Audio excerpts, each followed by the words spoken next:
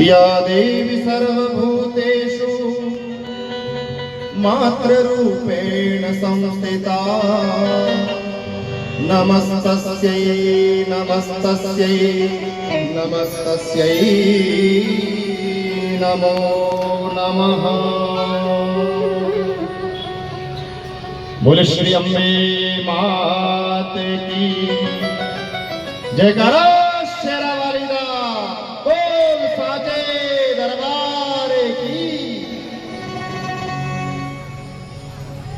जय। दुर्गा पूजा गरबा मंडल समिति के समस्त सदस्यगण ये सुंदर सा रजत महोत्सव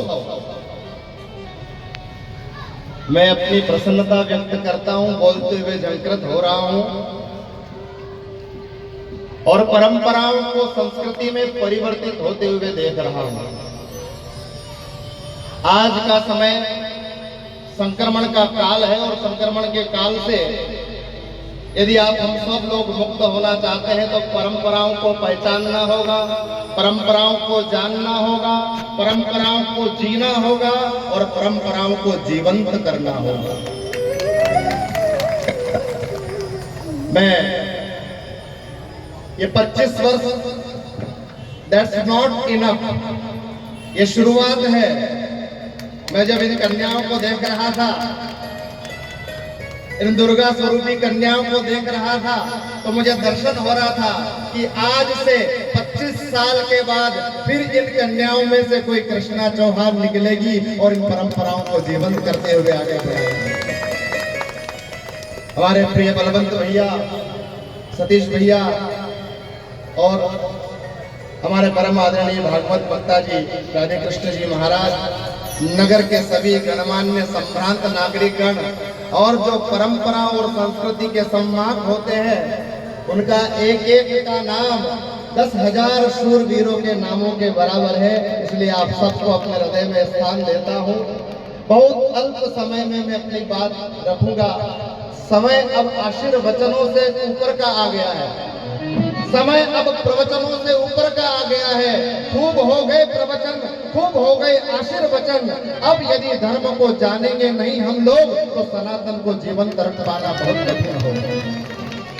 और सनातन को अगर जानना है, सनातन को अगर जीवंत रखना है तो उसकी एक ही शर्त है, आप हम सबको सनातन को जीना पड़ेगा, जानना पड़ेगा।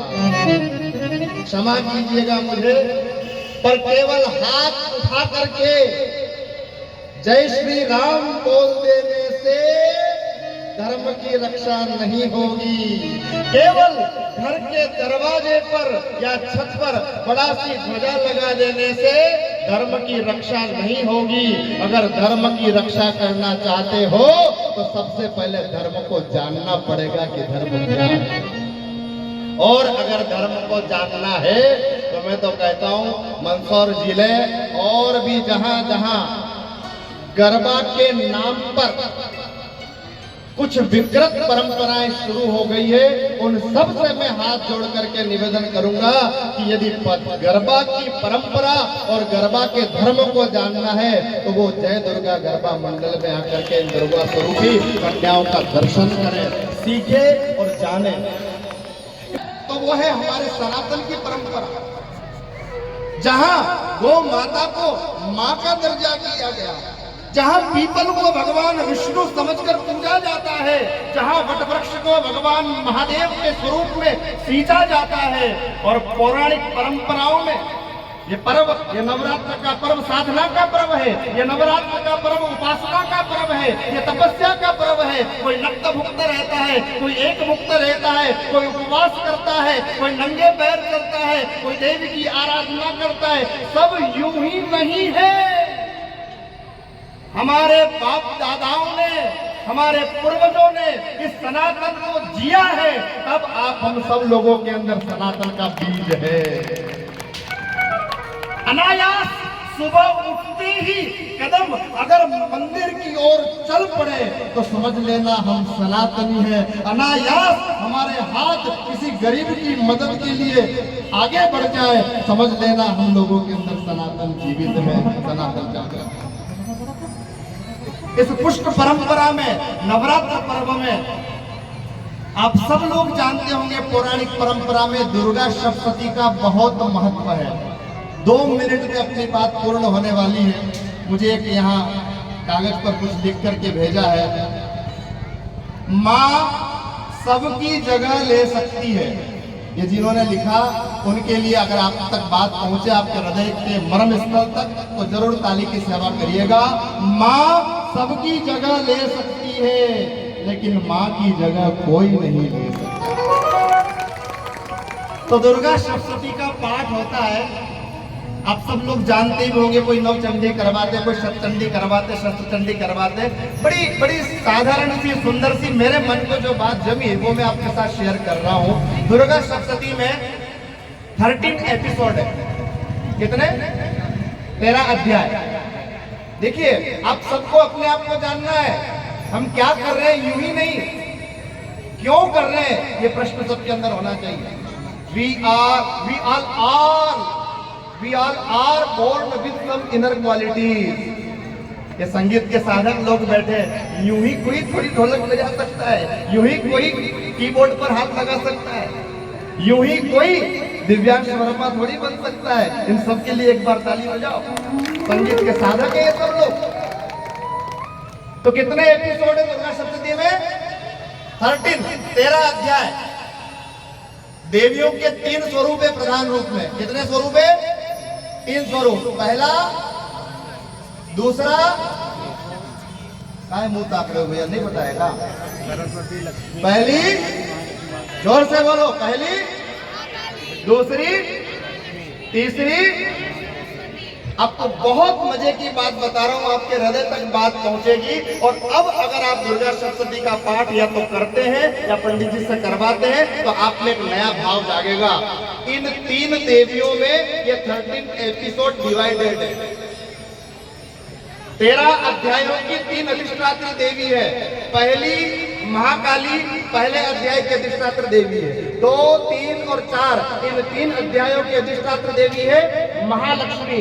और 5 से लेकर के 13 अध्याय तक 9 अध्यायों की अधिष्ठात्र देवी है महासरस्वती। अब समझिएगा बात को। महाकाली अर्थात हमारा पराक्रम, हमारा साहस, हमारा बल, हमारी कार्य क्षमता, हमारे कार्य की ऊर्जा, उसको एक एपिसोड में सीमित कर दिया। बहुत ज्यादा अखाड़े में जाओ ना, बड़े से पहलवान बन जाओ ना, कल्ली में तो बहुत ज्यादा पैसा आ जाए, लक्ष्मी आ जाए और बुद्धि ना हो तो बुद्धि बिगड़ जाती है। और आप देखिए कि बल की सीमा है, महाकाली 1 अध्याय में है, लक्ष्मी की भी सीमा है 2, 3 और 4 3 अध्यायों में महालक्ष्मी की आराधना की गई है। लेकिन 5वें अध्याय से लेकर के 13वें अध्याय तक महासरस्वती की उपासना की गई है। जिसके पास सरस्वती है उसके बाद लक्ष्मी भी चली आएगी और महाकाली भी चली आएगी। आपकी पूजा, आपकी साधना, आपकी उपासना, आपका तप, आपका कर्म, आपका जप, सब कुछ सफल हो और सिद्धिदात्री का यह पावन नवम दिवस आप सबके लिए, हम सबके लिए मंगलकारी हो। आप सबको नवरात्र पर्व की बहुत बहुत शुभकामनाएं देते हुए, जिन्होंने मुझे इस कार्यक्रम में आमंत्रित किया और यहाँ शब्द की सेवा और इन दुर्गाओं का दर्शन करने का सौभाग्य दिया, उन सबको, हमारे सिद्धार्थ भैया, सतीश भैया, आप सबके हृदय में बैठे भगवान ठाकुर जी को प्रणाम। और विशेष कृष्णा जी चौहान, जिनके द्वारा यह सुंदर सा बगीचा उपवन सींचा जा रहा है। पौधा तो कोई भी लगा सकता है साहब, लेकिन मजा एक शेर है, आप कहो तो कह के बात पूरी कर दूं। सतीश भैया बोल दो। एक बड़ा सुंदर सा शेर है जलील साहब का कि जलील आसान नहीं। ये इस गरबा मंडल के जितने भी सदस्य हैं, अध्यक्ष से लेकर के आखिरी कार्यकर्ता तक, उनके लिए जलील इनको जब रसीद कट्टा लेके जाते होंगे तब कितनी बातें सुनने को मिलती होगी, जब सारी व्यवस्था करते हैं उसके बाद कितनी बातें सुनने को मिलती होगी। इनके लिए शेर है कि जलील आसान नहीं आबाद करना ये घर मोहब्बत का, ये उन्हीं के काम होते हैं जो खुद बर्बाद होते हैं, जो खुद बर्बाद होते हैं। थैंक यू वेरी मच, बहुत बहुत शुभकामनाएं, माँ भगवती की कृपा बनी रहे। जय जय श्री राम, जय जय श्री राम, जय जय श्री राम, जय जय